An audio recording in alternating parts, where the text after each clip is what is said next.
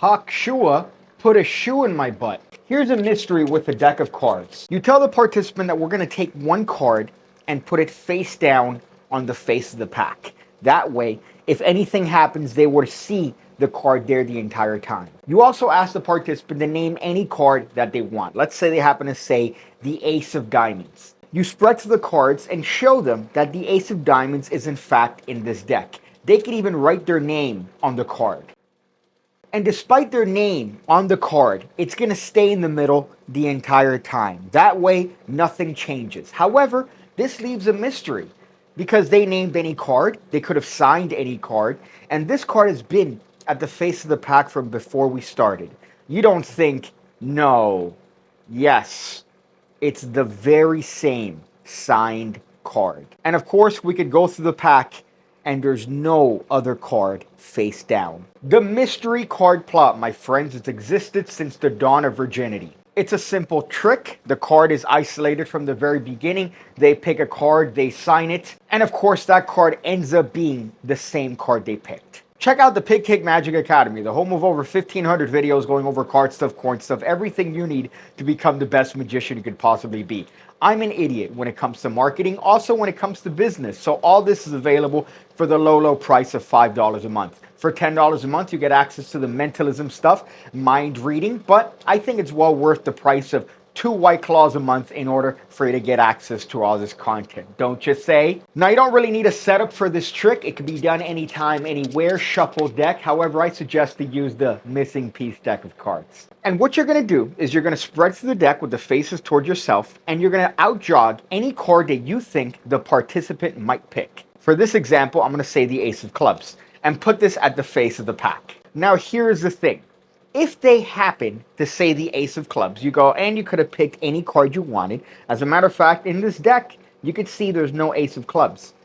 Because, well, I had one card face down here from the very beginning, and it happens to be the Ace of Clubs. However, odds are that they're not going to name that card. So what you do in that case is you're simply going to spread down to the card they name, and you're going to show it to them. In this case, the Ace of Diamonds. You could even have them write their name and the date on this card.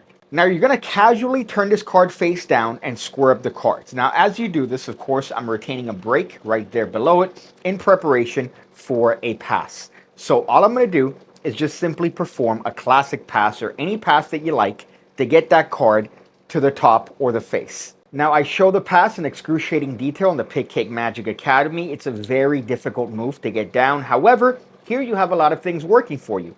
There's a face down card here. So when you square up the cards and perform the pass, nothing changes. Nothing changes. They're still seeing a face down card. And to them, nothing's happened yet. You just set up the trick. You just have them sign a card. You turn it face down. And in that action, that's where you perform your pass. And now this card at the face is no longer that random card. It's now their card. Let's see how aggressively virgin-y I could get this pass to be. That's pretty good. That's pretty good. And now their card is here at the face. And all you're doing at this point is reminding them that we've had a card here at the face from the very beginning. Remember, before they signed the card, which is a mystery as to why this happens to be their card. To clean up, all you're going to do is just lift up at the natural break. So because of the difference in the cards, in this case we have a face down card in a face up card deck, all that's going to happen is you lift that card, and now you could cut the cards and show the participant their card or the face down card not to be anywhere. Of course, it's here in the back hiding. And there, when I square up the cards, all I'm going to do is just perform a half pass. So all that's happening there from the exposed angle, I square up the cards and I'm turning this card to a face up position to coalesce with the remaining cards. I could then turn the deck face down and everything is copacetic. So at speed, that might look like this. We could spread the cards, we show it to the participant, we execute our pass. That's it. We could then bring attention to this card, turn it over. They see that it's signed. As this is happening, I'm lifting to the natural break. I cut the cards at this position. I could then show the deck to be barren of their card. And of course, as I turn over the pack, I execute the half pass and we're good to go. Now, I have played around with this concept before of doing a pass in order to cover the mystery card plot, and I have variations where the card in the middle ends up having a message, or it could be a blank card and it never happened, and you could play up on this idea of that card being 2 places at once. There's a lot of virginity that goes through this head, but that is the routine at its very simplest. Subscribe to my channel if you haven't already. One of my life's goals is to get that stupid play button. and then end up destroying it. And I don't think I'm going to be able to get that with the current rate that I'm going. So if you happen to cross through this video in your infinite search for virginity, I suggest you subscribe. I see you again, when I see you again, when I see you again, when I see you again, when I see you again, when I see you again, when I see you again.